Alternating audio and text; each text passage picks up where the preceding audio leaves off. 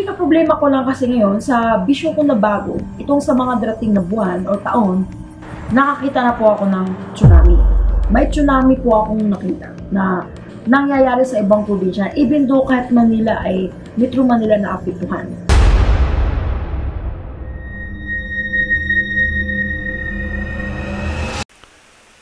Hello po mga ka-PTV, sa video na ito ay tatalakayin natin ang kakaharaping pinakamalakas at pinakamalalang dilubyo na ating kakaharapin ayon sa mga visions ni Rudy Baldwin. Pero kung ikaw hindi pa nakasubscribe sa aking channel, baka naman.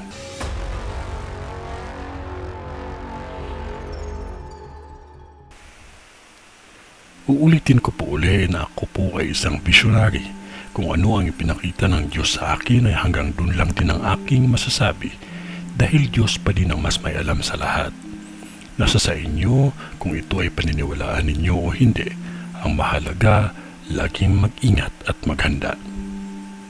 Mga residente sa lugar na ito, sa kahit saang sulok na sakop sa lugar ninyo, nakikita ko sa vision ko na mangyayari na ang The Big One sa iba't ibang bahagi ng lugar.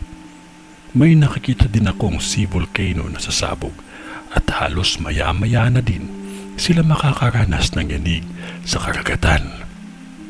Bago matapos ang taong 2025, may dalawang sasakyang panghimpapawid ang magka-crash at mangyayari pa lamang ito.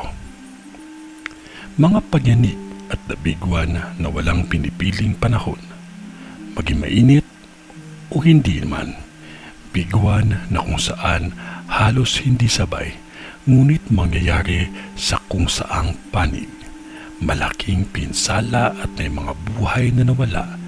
Lahat ng ito ay pinakita sa akin upang lahat kayo ay bigyan ng babala. Magdasal kayo at pakiusapan ng Diyos na huwag na ito lahat mangyari. Dahil kung pinapahalagan sana natin ang kalikasan, hindi natin ito dadanasin. Dahil karamihan sa atin ay tayo na ang sumisira sa ating kalikasan. Mga napapanood ninyo sa pelikula ay karamihan doon ay nangyayari na sa totoong buhay. Lalo na sa mga gusali, matindi ang lakas ng The Big One sa lugar na ito. Lalo na may mga tsunami pa silang dadanasin. Lalo na ang mga taga-California, matindi po dyan na ipinakita ng bisyon ko. Marami pong nasawi dito. Nasa sa inyo kung ito ay paniniwalaan ninyo o hindi. Huwag lamang nating kalimutan ang manalangin palagi dahil Diyos pa din ang mas may alam sa lahat. Manalangin palagi.